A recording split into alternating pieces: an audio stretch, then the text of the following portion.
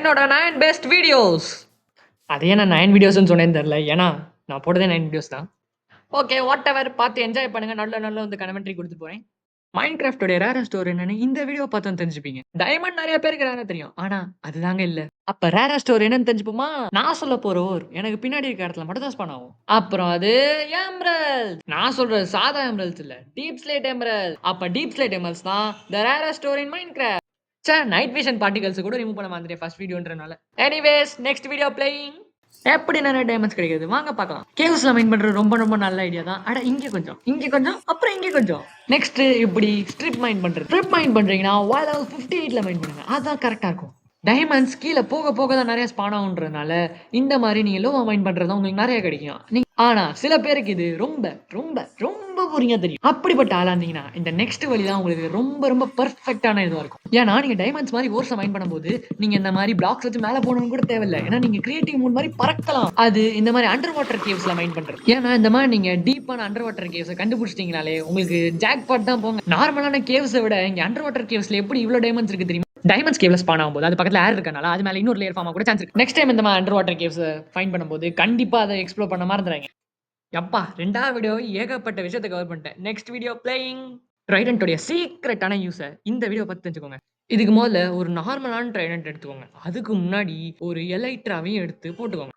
So இதுக்கு பார்த்தீங்கன்னா ஆன்வில முதல்ல பிளேஸ் பண்ணி அதுக்குள்ள ஃபர்ஸ்ட் பாக்ஸ்ல ட்ரைடன்ட் அதுக்கு அடுத்த பாக்ஸ்ல ரிப்ளை 3 கிடைச்சி போட்டிங்கன்னா உங்களுக்கு ரிப்ளை 3 ட்ரைடன்ட் கிடைச்சிடும். அடுத்ததான் உங்களுடைய பவர்ஃபுல்லான ட்ரைடன்ட் எடுத்துக்கிட்டு ஏதாவது ஒரு வாட்டர் பாடி பக்கத்துல போயிருங்க. இப்போ நான் சொல்ற மாதிரி செஞ்சீங்கன்னா இந்த ட்ரைடன்ட்டோடைய மகிமையை நார்மலா நீங்க இதை தண்ணிக்குள்ள யூஸ் பண்ணீங்கன்னா நீங்க சும்மா ப்ரொபல் பண்ணும் அந்த ட்ரைடன்ட் உங்களை. ஆனா ஒருவேளை நீங்க அந்த ட்ரைடன்ட்டை வச்சு உங்களை நீங்களே வாட்டர் விட்டு வெளில ப்ரொபல் பண்ண அடுத்த செகண்ட் நீங்க ஸ்பேஸ் பார் அழுத்துறீங்கன்னா உங்களுக்கு அந்த எலைட்ரா மூலமா ஒரு பெரிய பூஸ்ட் கிடைக்கும். நான் ஒன்றும் 30 பிளாக் 50 பிளாக் பூஸ்ட்டை பத்தி பேசல. நான் கிட்டத்தட்ட 100 பிளாக் பூஸ்ட்டை பத்தி பேசி. மைன்கிராஃப்ட்ல மழை பெய்யும் போது உங்களை சுத்தி ஃபுல்லாவே வாட்டர் தான் இருக்கும். ஆனா அந்த சமயத்துல நீங்க மட்டும் இந்த ரிப்டைடு யூஸ் பண்ணீங்கன்னா சும்மா ஓஹோன்னு பறப்பீங்க. இதுல விஷயம் என்னன்னா உங்களால இந்த ட்ரைடன்ட்டை ஸ்பாம் கிளிக் பண்ணி எங்கேயோ பறக்க முடியும். இது தெரிஞ்சுக்கிட்டா மட்டும் போதுமா? சீக்கிரம் நீங்களும் போய் ட்ரை பண்ணி பாருங்க. பா இதாங்க நான் வீடியோ எந்த பிரச்சனையும் இல்லாம கரெக்டா பண்ணது. அது எனிவேஸ் நெக்ஸ்ட் வீடியோ பிளேயிங். மைன்கிராஃப்ட்ல ஃபார்மிங் எப்படி ரொம்ப எஃபிஷியன்ட்டா பண்றது. முதல்ல வில்லேஜுக்கு போய் வில்லேஜ்ல இருக்கிற கேரட்ஸ், பொட்டேட்டோஸ், பீட்ரூட்ஸ், வீட்ஸ் எல்லாத்தையுமே தூக்கிட்டு வந்து. எதுக்கு இப்ப எல்லா வகையான கிராப்ஸ்ன்னு கேக்குறீங்களா? அதெல்லாம் நான் உங்களுக்கு கடைசியா சொல்றேன். அதனால வீடியோ ஸ்கிப் பண்ணாம பாத்துக்கோங்க. இப்ப எல்லாத்தையும் தூக்குனதுக்கு அப்புறமா ஒரு ஃபிளாட் ஏரியாவை கண்டுபிடிச்சுக்கோங்க. ஐயோ இந்த வில்லேஜர் வேற பாத்துட்டே இருக்கானே. ஒரு பெரிய ஃபார்முக்கு இந்த ஏரியா கரெக்டா இருக்கும்னு நினைக்கிறேன். நான் பார்த்தீங்கன்னா, ஏகப்பட்ட பேர பார்த்துருக்கேன். அவங்களும் ஏகப்பட்ட தண்ணி யூஸ் பண்ணுவாங்க. பட் ஆனா, நீங்க 8 பிளாக்கு ஒரு தடவ 1 பிளாக் தண்ணி ஊத்துனாலே போதும். மொத்த லேண்டுமே ஃபெர்டைலா இருக்கும். இப்ப பார்த்தீங்கன்னா, நான் 4 பிளாக் தண்ணிய வச்சு 64 பிளாக்ஸ் ஃபெர்டைல் ஆக்கியிருக்கேன். அப்புறமா 15 மினிட்ஸ்ல எல்லாத்தையுமே பிளான்ட் பண்ணிட்டேன். நீங்க ஒரு வேளை என்ன மாரி இந்த மாரி திரும்ப திரும்ப தண்ணிக்குள்ள உழுவ வேணாம்னு நெனச்சீங்கன்னா, ஒரு ஸ்லாப் எடுத்து அந்த தண்ணி மேல வச்சுருங்க. நைட்ல மாப்ஸ் ஸ்பான் ஆச்சுன்னா, உங்களுடைய ஃபார்ம அலங்கோலமாக்கிரும். அதுக்காக நீங்க என்ன பண்ணலாம்னா, அந்த ஸ்லாப் மேல டார்ச்சஸ் வச்சுக்கலாம். இப்ப நம்ம ஒரு மொக்கையான ஃபார்ம ஒரு மாஸான ஃபார்ம் ஆக்கிட்டோம். இத நீங்க கவனிச்சீங்களான்னு தெரியல. ஆனா நான் ஒண்ணு கடைசில சொல்றேன்னு சொல்லிட்டு சொல்லவே இல்ல. கிராப்ஸ்ன்னு கேட்கிறீங்களா? அதெல்லாம் நான் உங்களுக்கு கடைசியா சொல்றேன். Next video playing. நீங்க ஒரு மாஸான பிளேயர் ஆகணுமா? நான் இப்ப ஸ்டார்ட் பண்ண போற சீரிஸ பாத்துக்கோங்க. அண்ட் அந்த சீரிஸ் பேர் என்னன்னா, ஹவ் டூ சர்வைவ் சீரிஸ். இந்த பேரு நல்லா தான் இருக்கு. கிரீப்பர் எக்ஸ்ப்ளோஷனை எப்படி தடுப்பது? சிம்பிளா ஒரு ஆவரேஜான பிளேயர் என்ன பண்ணுவான்னு பாப்போமா? ஒண்ணுமே இல்ல. கையில ஷீல்ட் எடுப்பான்.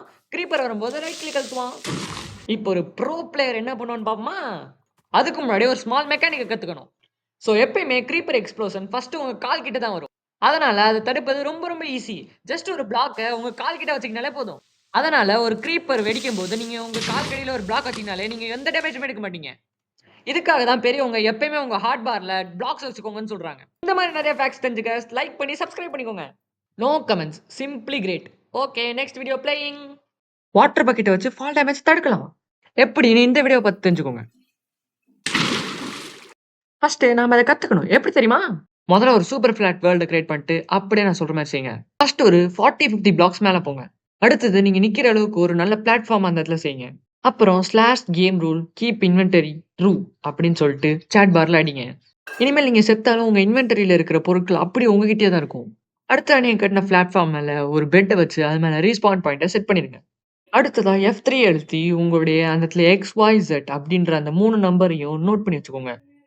அடுத்து உங்க பிளாட்ஃபார்ம் கீழ போயிட்டு ஒரு கமாண்ட் பிளாக் வச்சு அதுல /TP அப்படின்னு போட்டு உங்க நேம் அடிச்சு அதுக்கடுத்து அந்த 3 நம்பரையும் அடிச்சிருங்க. நெக்ஸ்ட் அது மேல ஒரு பட்டன வச்சுட்டு, அந்த பட்டன் அழுத்துனீங்கன்னா, நீங்க ஸ்ட்ரெயிட்டா உங்க பிளாட்ஃபார்ம்க்கு மேல போயிருவீங்க. நெக்ஸ்ட் வாட்டர் பக்கெட்ட கையில எடுத்துட்டு, சர்வைவல் மோடுக்கு மாத்திட்டு, நீங்க பாட்டுக்கு இந்த மாரி ட்ரை பண்ணிட்டே இத டெய்லியும் பிராக்டிஸ் பண்ணீங்கன்னா, உங்களால இந்த மாரி பண்ண முடியும். ஓகே. நானே இந்த வீடியோல கொஞ்சம் ரொம்ப போட்டு அறுத்துட்டேன். அதே மாரி நான் என்ன சொல்லியிருக்கேன்னு பாதி பேருக்கு புரிஞ்சிருக்காது. யாராவது நியூ பிளேயர் பார்த்துட்டு, "ஏய் யார்றா அவன் என்னென்னமோ பண்ணிட்டு இருக்கான்" அப்படின்னு சொல்லிட்டு ஆச்சரியமா இருப்பாங்க. ஓகே. Next video playing. எப்படி நெதருக்கு ஃபாஸ்ட்டா போறது. ஒரு நல்ல வேர்ல்ட கண்டுபிடிச்சு டக்குனு அங்க ஒரு வில்லேஜ்ல போய் எல்லா ஹேபைலையும் திருடிருங்க. அதாவது பாரோ பண்ணிக்கோங்க. எடுத்ததுமே எல்லாத்தையுமே வீட்டா மாத்தி டக்குனு ஒரு வில்லேஜ்ட்ட போய் எல்லாத்தையுமே எமரல்ட்ஸ்க்கு வித்துருங்க. நெக்ஸ்ட் ஒரு பேரல் பண்ணி ஒரு வில்லேஜ் பக்கத்துல பிளேஸ் பண்ணீங்கன்னா அவன் ஃபிஷர்மேன் ஆயிருவான். அந்த ஃபிஷர்மேன்ட்ட இருந்து அந்த 3 எமரல்ட்ஸ வச்சு ஒரு வாட்டர் பக்கெட் வாங்கிக்கோங்க. வாட்டர் பக்கெட் வாங்குனதுக்கப்புறமா 3 பாக்ஸ மேல வச்சு நம்ம அயர்ன் பாய கொன்றுங்க. அப்படியே கொஞ்சம் கிராவல் எடுத்துட்டீங்கன்னா, உங்களால ஃப்ளின்ட் அண்ட் ஸ்டீல், அயர்ன் ஆக்ஸ்லாம் பண்ணிக்க முடியும். அப்படி ஒரு லாவா பூல கண்டுபிடிச்சுருங்க.